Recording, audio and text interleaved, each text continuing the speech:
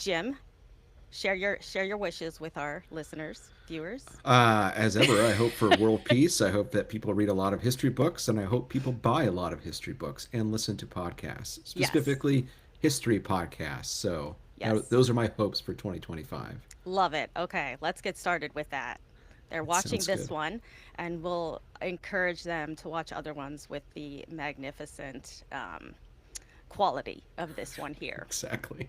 So, everybody, welcome to Revolutions Reconsidered, a deeper dive into the American Revolution.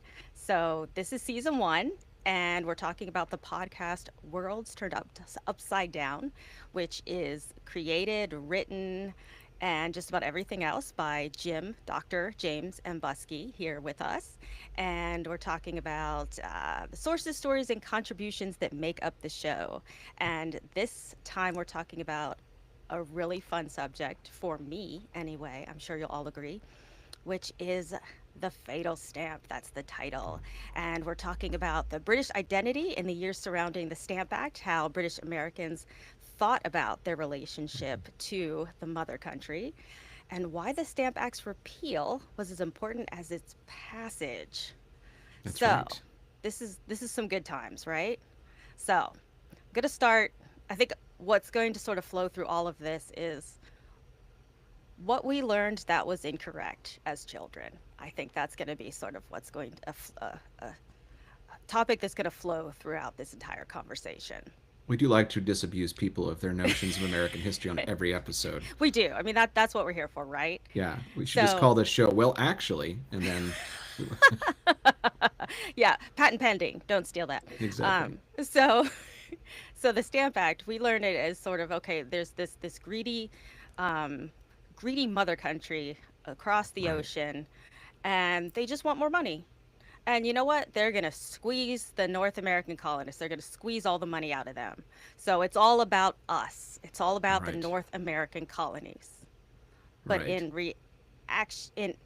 in actuality, it's part of this broader idea of empire, Mhm. which I don't think we focus on. I certainly, don't remember thinking of it that way. It's all, oh, here we go. We're getting near the revolution. Oh, things hitting the Right. fan, right? But it's actually part of this big plan of empire. So can Hmm. you sort of give us an understanding of what this Stamp Act is, not just to us, but globally?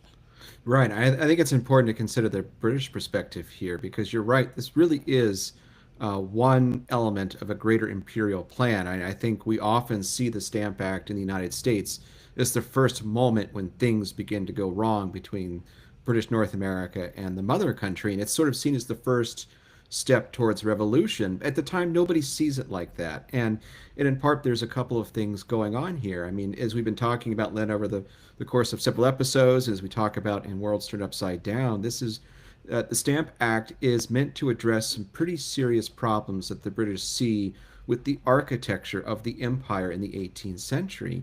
Namely, now that they have won the Seven Years' War, they have acquired new colonies in Canada and the Caribbean and the two Floridas. There's this idea that, one, the Americans should have to pay something because they are going to be the beneficiaries of the war, of the victory in this gigantic war. Right. But also the reflections of the reality is that running an empire is an expensive ordeal. I mean, the British have already racked up significant debt to win the war, something on the order of a national debt of 133 million pounds, Ooh. which seems small when you say it now, and I don't have the inflation calculation in front of me, but that's a hell of a lot of money. Oh yeah. And they're also worried about future conflicts. So they're thinking, okay, we have this vast, expansive new territory. We're managing relationships with indigenous peoples in the Ohio country and beyond. We think the French and maybe their Spanish allies are going to try to retake what they have lost. So we have to have an army stationed in North America to defend this place. And so part of what's going on here with the Stamp Act is a series of calculations. The king, his prime ministers, they, as we've been talking about previously, they think that next war with France is over the horizon. They have a new sort of provisional boundary between indigenous America and British America that has to be defended and maintained. And kept in order and peace so that colonists and indigenous peoples aren't coming into conflict. So the idea is at the end of the war that the British are going to station 10 regiments in North America, and you've got to pay for that. It's going to be something on the order of a 200, I think it's 225,000 pounds annual allocation. And so the thinking is, okay, Parliament will front the money in 1763, but beginning in 64, 65, the Americans have to pay their fair share of it. And it's around that time that a man named George Grenville begins to design this idea of a Stamp Act, which will not only support this army, but would also be a reflection of Parliament's claim to sovereignty and authority over North America. And it leads us down this road to, as you said, to this fatal stamp. Yes, yes, you use the key word sovereignty, which Right. we'll get to. But it seems like what you're explaining is okay, the North American colonists are going to benefit. This is part of the benefit of the empire as well. And so we're going to treat them as British citizens. Mm-hmm. And that's the thing. At this time, North American colonists, they saw themselves as British. They were British citizens. Right.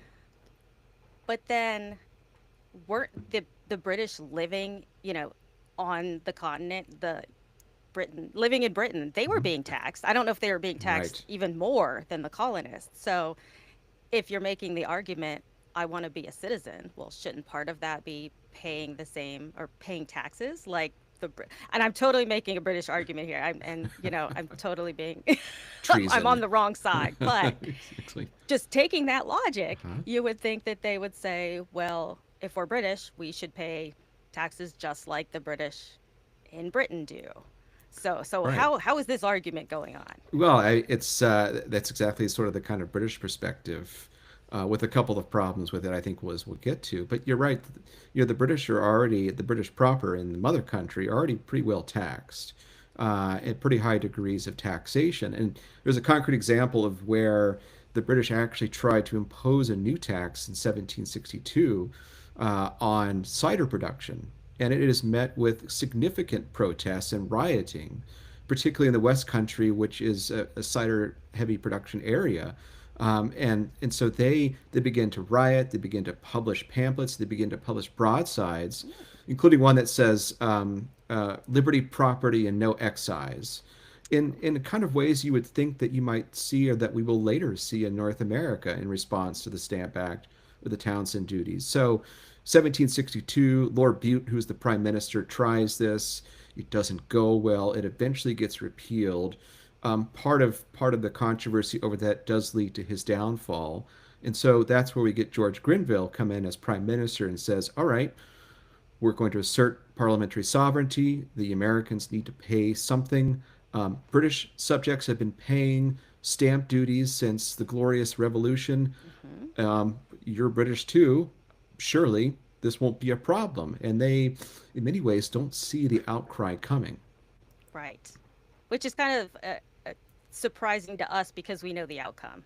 That's Right. why looking at something like this is so difficult because we say, of course, they were thinking about independence. Look at us now. Exactly. Whereas it wasn't even a spark in someone's Yeah. eye yet. Not, Well, and the way that the British go about it is almost baffling, and Hmm. particularly Grenville and John Kukla, who is one of the sort of the key anchor of episode 10 for us in Worlds on this subject, really kind of explains it beautifully. Grenville says he introduces a motion or introduces the idea of stamp duties in March 1765. Hmm.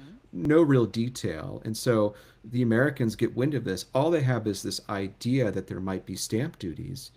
Hmm. And, and because they don't see the legislation for several more months, they're arguing already about the constitutional principle. Hmm. Grenville makes things worse because he says, well, maybe the Americans, if they agree to authorize their assemblies to pay the tax, then we can avoid Parliament's imposition. But Hmm. Grenville never tells the colonies what their proportion is going to be. And Oh. so you can imagine, right, if the prime minister had actually said, all right, Massachusetts Bay, your allocation is 10,000 pounds, Virginia, 20,000 pounds, Hmm. whatever.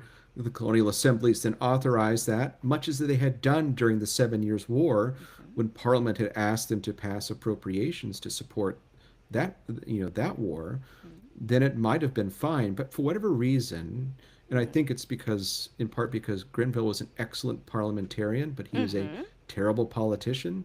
He Right. could not see the diplomatic, and it's interesting to use the word diplomatic because we're not talking about different states, we're talking about the same people, but he Right. was not the most skilled politician in trying to reach a harmonious conclusion. He Right. kind of did this in a sort of blunt force trauma way, and it backfired spectacularly. Right. It's sort of like they reacted as if it was done in a blunt force, traumatic kind of way. And so Exactly. their reaction was, reactionary, similar. And I think what I really like about this episode is at the beginning, it's really clear that this violence, I feel like that we learn about when we're, in grade school, Mm-hmm. it just feels like, oh, tar and feather, haha, they have Right. feathers on Right. them. But this is some serious violence going on. Right. I Right. mean, people are being, I don't know if killed, you can tell me that, but they've been Right. being seriously injured. Like these crowds are not just, holding signs and marching. They're doing some pretty violent things. Yeah, I mean, a lot of pretty violent things. I don't think anyone was killed, but a lot of property destruction, a lot of Hmm. physical intimidation, a lot of stuff being thrown at people. Of course, like Andrew Oliver, who was appointed the stamp distributor in Massachusetts Bay, Right. he was hung in effigy from the Liberty Tree in Boston, and then that effigy was set on fire and built and burned upon essentially a pyre that was made from the wood from Andrew Oliver's shop Jeez. that the Bostonians pulled down one night, Hmm. built this big bonfire, and first they beheaded the effigy, and then burned it, all in an attempt to intimidate stamp collectors or stamp Hmm. distributors like Oliver to stand down from their position and resign their commission. They do the same thing in Virginia to George Mercer. They're parading effigies, not as big as bonfires, but they're using these intimidation tactics, and then they are getting hold of the stamped paper and burning that as well. So, lots of property destruction, lots of physical intimidation, lots of making sure people understood where their quote unquote loyalties lie. And Hmm. it was a chaotic time. And, I think you're right. The violence of the whole of the American Revolution kind of gets subdued under this sort of higher notions of rights and liberties. Yep. But in revolutions and in war, people die, people are killed, Hmm. and we have to grapple with that. And even before people are picking up weapons and engaging in military combat, they are using social and political pressure to achieve certain ends, and often with violent means. Absolutely. Even destroying livelihoods by burning down someone's shop. Right, right, Yeah, there are serious consequences, in other words, to things that we just say, well, they protested. right, right, Um, and sort of in that same vein, I think we also learned that, George the Third, oh, he's so evil right. and, he has power over everything and he's just doing this to, to be evil, to get a laugh Mm-hmm. and To get a um laugh. cuz he's terrible, he's so evil. And so Yes. I feel like this stark black and white of George the Third, evil, American colonies, good, is very much part of our general narrative Uh huh. of the revolution. So, if you want to touch on that Yeah. narrative a little bit as we sort of talk about the clip that's going to Right. come up, our extra clip. It's a fascinating thing because, right, in our historical memory, it's George the Third, the tyrant, the Mad King. That isn't a narrative that develops until the Declaration of Independence. That, the idea that the king is the sole architect of all their misfortune, and that's the way we remember him, kind of emerges out of the Declaration. Of course, if you read the Declaration of Independence, the stuff that colonists paid attention to was not, we hold these truths to be self evident. It was the series of charges against the king and the way in which they believed the king had failed them. In the period we're talking about, in the early 1760s, it's the king isn't drawing any blame. It's the king's ministers who they have a problem with. The prime ministers and the secretaries of state and the presidents of the board of trade who they think are giving the king bad information or making bad policy decisions. Um, but the king's role is fascinating, right, though, because it was the king himself who came up with the idea that we need to station regiments in North America, um, leading to George Grenville coming up with the idea of the Stamp Act to pay for them. So there's a kind of hidden history of the king that I think we lose sight of in our sort of national mythos, particularly because it's controlled by the Declaration. But if Mm-hmm. we look at what's happening in the 1760s prior to the Declaration of Independence, is that British Americans are venerating the king, they are petitioning him to side with them in the redress of their grievances, and they are not yet at the point where they think that the king is acting benevolently. They think that the uh, ministers and whatnot don't have a true sense of North America, are losing sight of British principles, and that's leading to some of the chaos that's ensuing. Right. And I think that makes it more interesting because Right? you don't have the black and white good and evil. And can I just say that I never really thought about how old George III was in Yeah, 1765? he's a young king. I mean, he comes to the throne in 1760, and he's 22 when he ascends the throne. So Ah, he's he's still kind 20. of in his 20s then, He's right? 27 Yeah, and when in 65. right. And what I find remarkable about him is he has a very astute mind even for that age. In part Mm-hmm. because he, like his predecessors and like his immediate successors, he is trained to be the head of state and the sovereign Mm-hmm. entity, and he is well versed in political philosophy and economics. And I was very fortunate years ago to go rummage around his papers at Windsor Castle, and so to Mm, see, some of the writings that he had done, taking notes on books that he's reading, and thinking about political economy and politics, and what it meant to be what he would call a patriot king, as someone who stood above faction and ruled the empire, and was kind of a harmonious individual, is quite remarkable. And that's that George III, and there's plenty of things we can blame him for or not like about him. That George III, I think, gets lost, and it's the George III I think a lot of people are actually seeing in this moment. right, right. So sort of in that vein, do you want to introduce, we have the bonus clip from Right. Professor Brad Jones, and he's sort of talking about this uh, inaccurate false Right. narrative that we all kind of get. Right. I mean, Brad Jones wrote this marvelous book called Resisting Independence, and it looks at how British Americans or Britons in Kingston, Jamaica, Halifax, Nova Scotia, New York City, and Glasgow, Scotland, are dealing with the trauma affecting the empire in the 1760s through the American Revolution. And one of the big points he makes is, and he really emphasizes, and we try to emphasize in our series, is that these are all Britons until they're not. They're varying geographic locations Mhm. and whatnot, but they all share a set of common principles. And so when we focus on the negative parts of the Stamp Act, right? Right. The Stamp Act being the terrible thing, and we see that as a kind of first step towards revolution, Mhm. we lose sight of the fact that the repeal of that Stamp Act is extremely important, and Brad does a great job in the episode explaining why that's the case. Fantastic. Well, here we go with our bonus clip. This is Professor Brad Jones.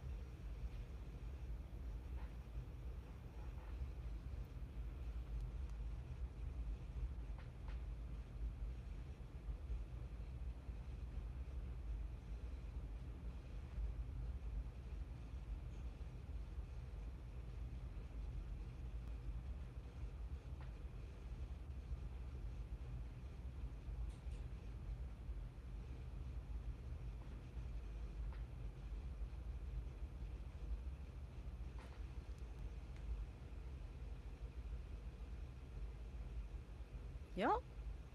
Looks like we had a little glitch in the internet world. They didn't have to worry about this, did they? Well, no, they had ships to carry the news. It just took 6 months.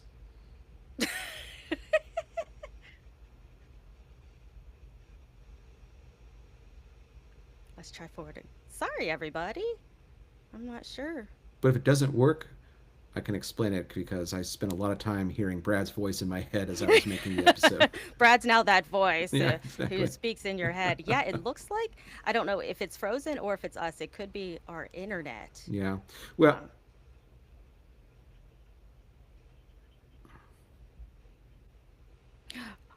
oh, you know what, They lived everybody? under a constitutional monarchy. Hold on. I'm going to start over again because this was 100% my fault, everybody, because I had it on preview and not live. and we are in fact in the live world and not the preview world. So let's forget the last 2 minutes. So okay, fresh, starting fresh, and here we go. Here's our bonus clip from Brad Jones. Students come to class having sort of confused or been misled, I would say, in their high school history courses, and that is that there's a perception that in the late 18th century, Britain was an absolute monarchy, that George III was this cruel tyrant, and that he was hell bent on suppressing the rights of people everywhere and establishing sort of absolute rule. The reality is that in the middle of the 18th century is that for the most part, what I call sort of Protestant British Whigs, or even just generally speaking, the British society, they lived under a constitutional monarchy, a representative monarchy, a system of government in which they celebrated as providing them with a degree of freedom unmatched, they thought, at least in the Western world, in the sense that they actually had a representative branch of government. The king himself existed post-Glorious Revolution within this government. He was not an absolutist. George III, he in many ways held very little power, and that the vast majority of power and authority came from Parliament, of which a branch was representative. So they celebrated this, and they sort of carried that tradition to the colonies and elsewhere in the empire in terms of representative governments in the American colonies or British colonies across the Atlantic. All right. So now we're talking about, now we're going to get into the sovereignty. Now we're going to get into Right. the good stuff, if you will. So what he's saying is that Parliament it's a representative government Right. because there's Parliament, that is the branch of government that is meant to represent the people. So the North American colonies are saying we're not being represented, Mhm. and Parliament saying that's what we're for. We do represent you. So what are we missing here? Sort of where is the misstep between the two? Parliament, and this is one of George Grenville's arguments, is that the colonists are virtually represented.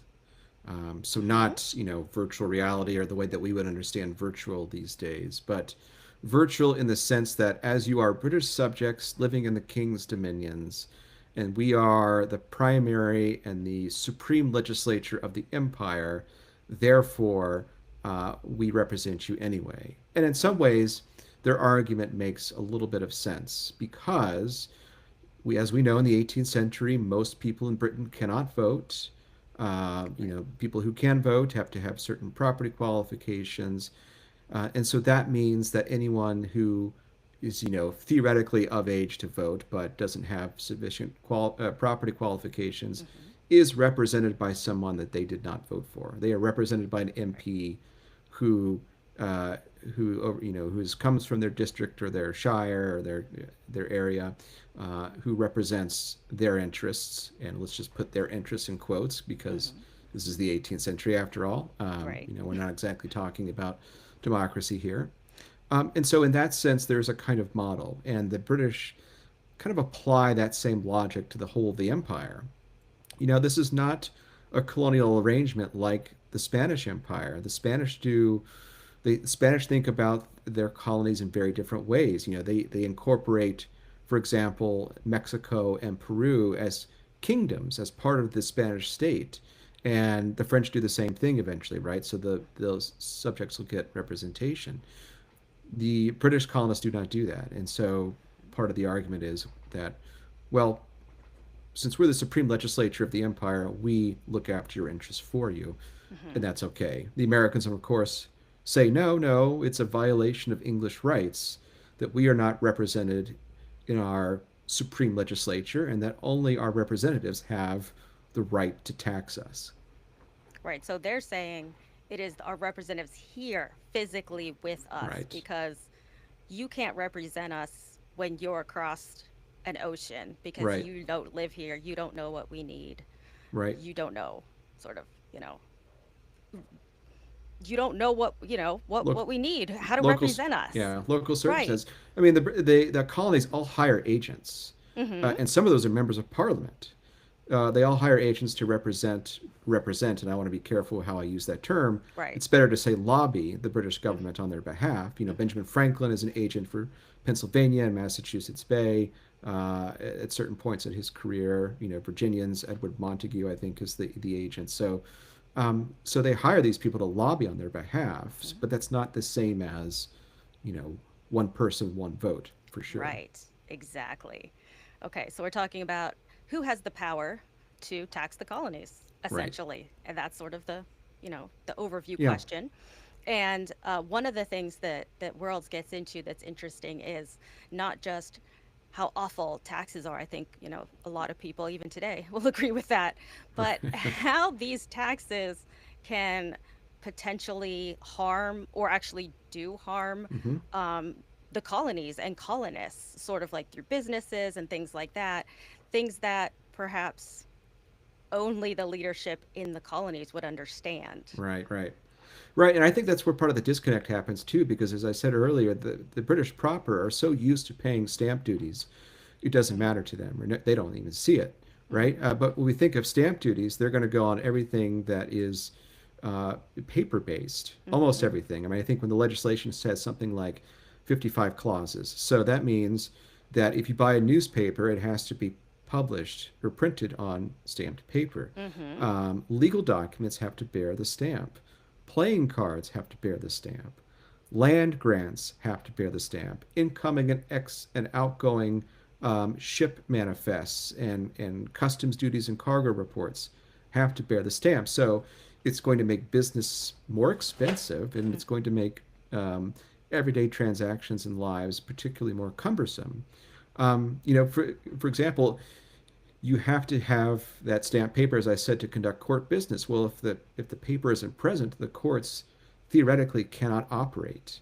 Right. Now they shut down in Virginia because the Virginians, forced them to, because they're so unhappy. But another concrete example is in Nova Scotia, where there is a race to patent as much land as Nova Scotians and a cadre of individuals from Philadelphia who have interests in Nova Scotia patent as much land as they possibly can with the provincial government up there before the Stamp Act takes effect on November the 1st, Oh. 1765. It leads to this gigantic land boom. Alexander Montgomery, who's in our episode, I think she says something on the order of 2 to 3 million acres get patented in Whew. the couple of weeks before the deadline because they're worried then that if they don't get it done, their cost to patent that land is going to go way up. So it's not like a tax you pay on a customs duty. Like this Right. is everyday business, it's everyday transactions. It's intrusive in ways that most British Americans are really going to feel. Absolutely. Right. It's not something that just the rich are going to deal with or, Right. them over there, but everyone's really going to deal with this. And I think this is really a turning point in how the North American colonies see themselves sort of in the Mm-hmm. British Empire. And so, how does this impact how they see themselves? And does it start to make them question how British they are, or does that come a little later? I think by and large it comes later, but it begins to plant the idea that something's not right. Hmm.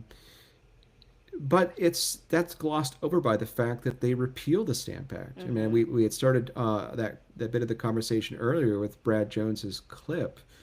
When they repeal the Stamp Act, British Americans are euphoric, and Right. Britons across the empire are euphoric. I mean, I think the largest, as Brad says in our episode, the largest celebration for the Stamp Act's repeal is in London, and there's a parade that goes with the king as he goes to Parliament to give his assent to the repeal in the spring of '66, which is a stark contrast to what's happening in France almost at that same moment, Hmm. where Louis XV has gone to the national legislature and basically reads them the riot act, not the actual riot act. That is that's relevant for a future episode of Worlds, but uh, uh, says very strongly to the members of the French legislature, I am sovereign, I am an absolute monarch, what I say is law. Hmm. And Britons are looking at that and contrasting with George III, who gives his assent and is actually one of the people who encourages the repeal of the Stamp Act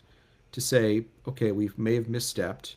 Hmm. Parliament's still supreme. Let's not forget about that. But we didn't go about this in the right way. Let's repeal this. And Americans say we have the best of kings.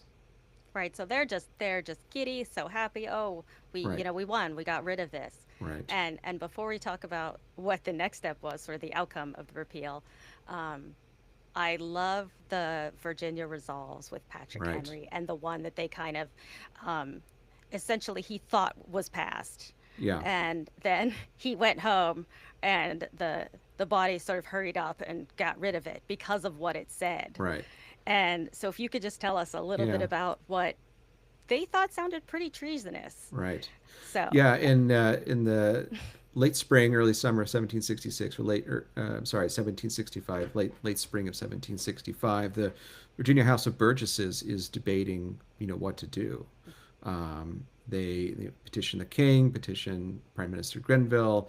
How do we make an assertion of our rights? And Patrick Henry, who's a tobacco planter and lawyer, is a new member of the House of Burgesses in this period, and has a great penchant for oratory. He'd come to some kind of fame in recent years because of his involvement in a legal case called Parsons' Cause, but by this point he's a member of the legislature, and he and another colleague began to write these series of resolutions against the Stamp Act and asserting Virginians' right to tax their own subjects. And these resolutions, they start off, kind of boilerplate British ideas, and they sort of begin to progressively get more radical, such to the extent that, the more conservative members of the House are thinking that some of these resolutions kind of border on treason, and almost pointed to the idea that Virginia, you know, has the almost a right of revolution or a right to sever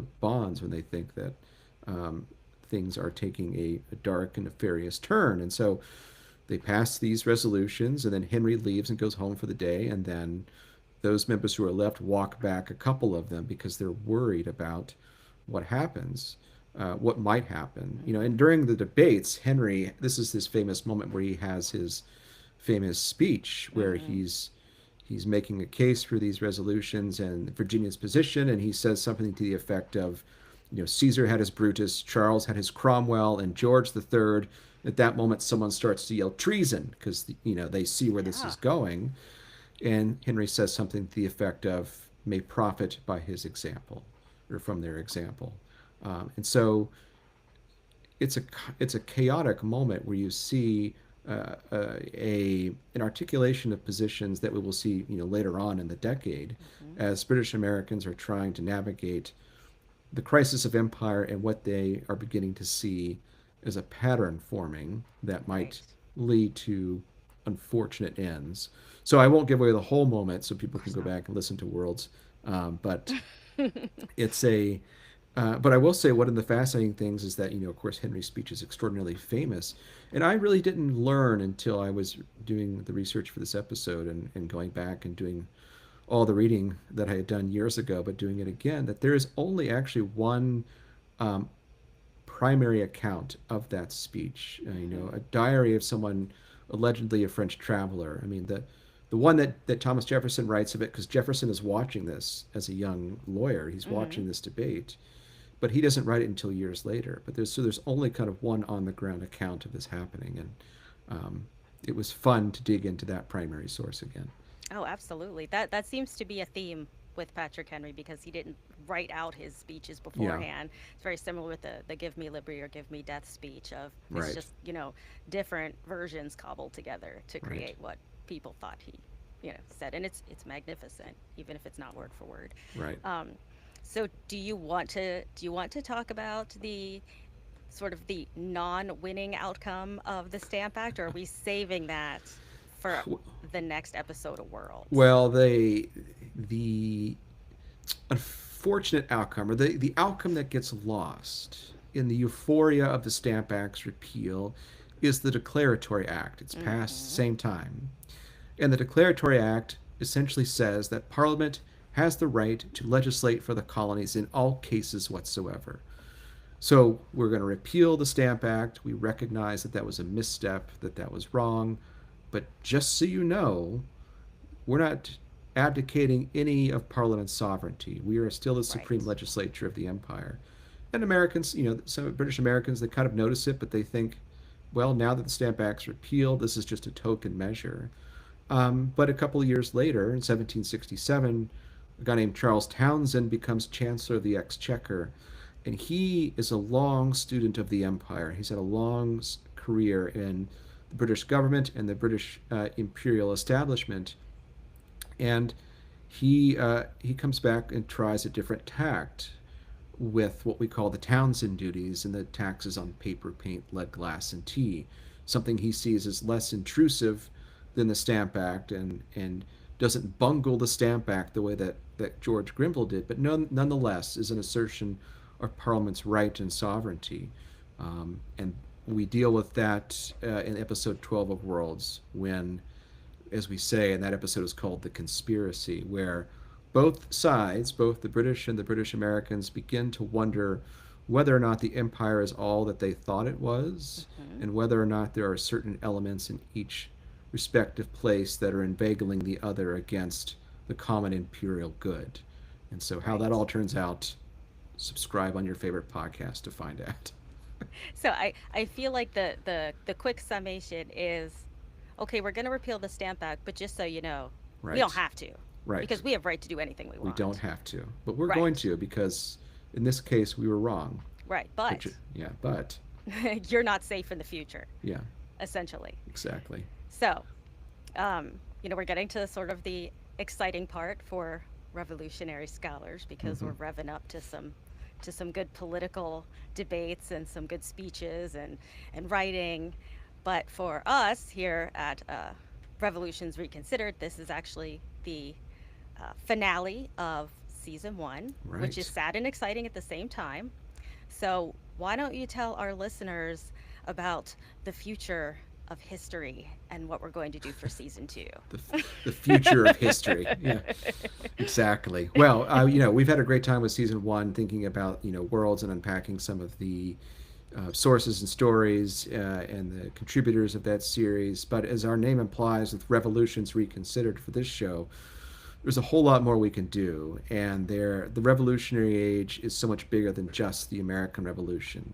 If you think about it, right, this is a period when we're talking about the English Revolution, the Haitian Revolution, the French Revolution, in addition to the American Revolution, and all the revolutions or rebellions in between. So there's a vast canvas that's out there. There are people publishing exciting books and working on great exhibits that are speaking to a um, a world that's turning itself upside down in the 17th and 18th centuries and early 19th centuries. And so, I think what we want to do is expand outward and begin thinking with a lot of really smart people about what this all means. And so, we'll be back, hopefully not too in the not too distant future, with Yeah. a whole new lineup of some great guests that we'll talk to. That we're going to take them to places far beyond North America and introduce them to people they've never heard of, and I think we'll have a great time doing it. Absolutely. I think it's very exciting because we're going to zoom out and we're going to understand what's going on while all of this is, we've got North American colonies. Well, what else is going on? Right, What does the American Revolution borrow from? And then what does it sort of not cause, but right. how is it reflected around, globally? So it's going to be amazing. So I hope everybody sticks around, comes to see us for season two. And in the meantime, if you're, missing us, you can certainly listen to Too Complicated for History, 2c4hpod.com. We've got some great episodes. We're starting season three, wow, in February. So check that out. If you'd like to support us, as always, we have our Patreon account at Primary Source Media. Lots going on. Our YouTube channel, Primary Source Media, check us out because we've got new stuff all the time. And it's not just us, of course. Our two studios is also constantly giving some amazing content out there. So why don't you tell us what you have for us? Yeah, in addition to Worlds Turned Upside Down, come check us out for Your Most Obedient and Humble Servant, and up the upcoming Finding Jane Austen series, which drops very soon, which we're very excited about.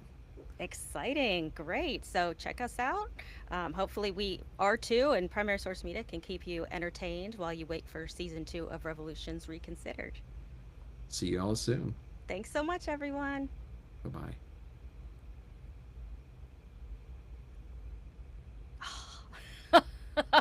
I'm so sorry I screwed up that clip. No, Oh you're my good. God, y'all.